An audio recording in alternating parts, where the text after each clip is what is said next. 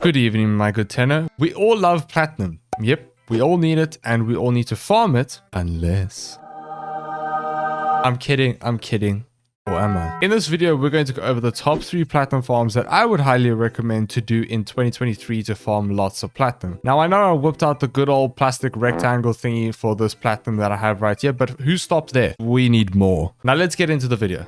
The first method we're going to go over is, you guessed it, relic running. But in this section of the video, I want to go over a strategy that I will be doing to make lots of platinum. People ask me on stream and in the comments all the time on how do you make a lot of platinum while running relics? So this is how. First, pick a relic that's got a decent gold reward, something that has 30 platinum and up, etc, etc. A good example for this would be picking some of the new Baruch Prime relics as he has just released, and there's a lot of people running them. So you want to buy them from Warframe market or in-game chat for a lowish price. Alternatively, you can farm them or buy relics from either the syndicates or open worlds, or you can hand in steel essence with Teshin and get relic packs that way. Then you want to run rad shares over and over again. This method is for people who are wanting to grind platinum and be super efficient about it. Otherwise, for those of you who just want to be casual, just keep running normal rad shares with random relics, or just run normal relics and you will begin to slowly start building up your prime parts, and then you can sell those for platinum too. It is worth noting that you can also build up prime junk as well, which people buy in bulk for up to like 12 platinum for a gold piece, and like 4 to 6 platinum for silver, and about 1 to 2 platinum for bronze. So you can stack that up and sell those for extra platinum too. Just a hint, start selling prime junk closer to Barra arriving, as that's when people really want to buy prime junk, and that's when you will sell the fastest. Make sure that you build the prime weapons or frames that you're selling for prime junk for that extra MR, because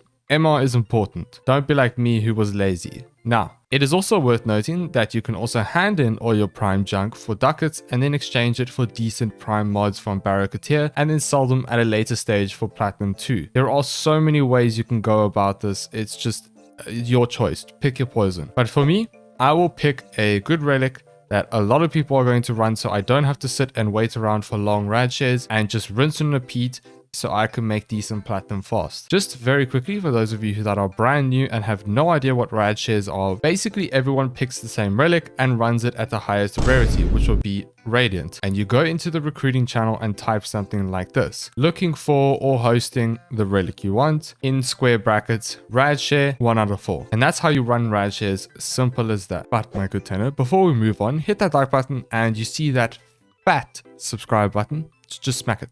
Thank you.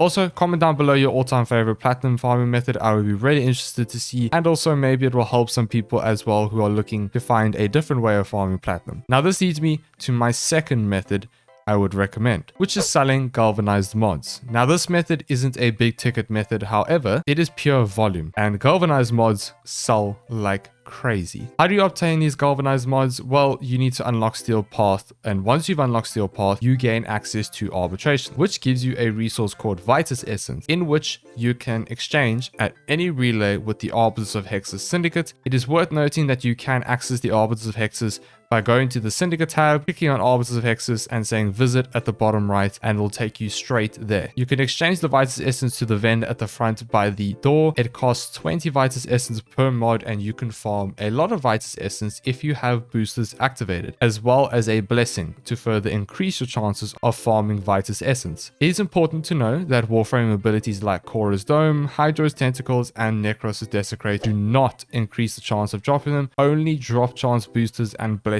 increase the chance of dropping Vitus Essence from the drones. These mods go for around 12 to 18 platinum each, depending on your platform, and people buy these a lot. Like I said, it's not a high ticket item, but you can easily finish all your trades a day selling these, and over time you will farm lots of platinum this way. Now, there's not much more to say about this method, but I do want to add, for those of you who have never done arbitrations, I will be making a guide very soon on how to do them in an efficient way very soon. Now on to the next method, which will be the Old Faithful.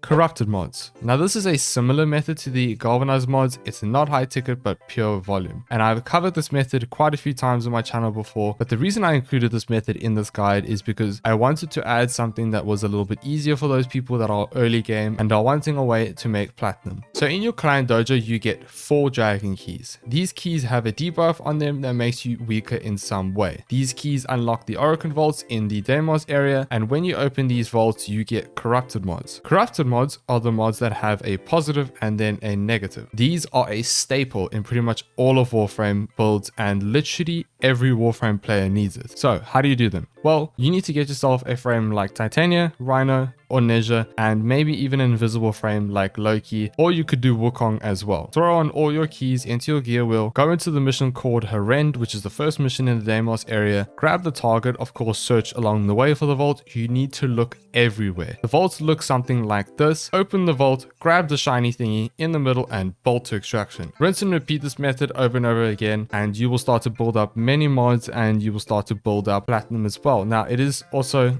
worth noting two things. One, this is RNG. It's luck based. Sometimes you will have a very bad run where you get terrible mods and they don't really sell as often as the good ones like the Warframe ones.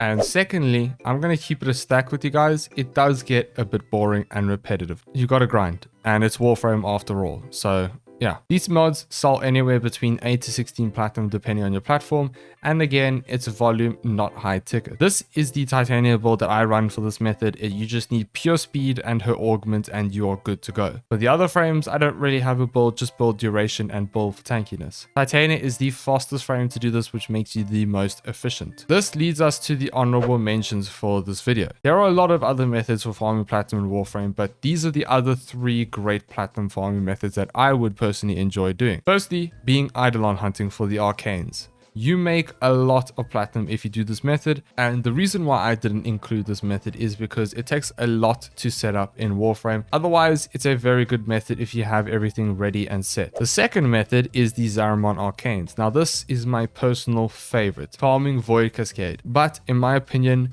it's not worth farming unless you have a mod chance booster, and you have to do it in Steel Path as well.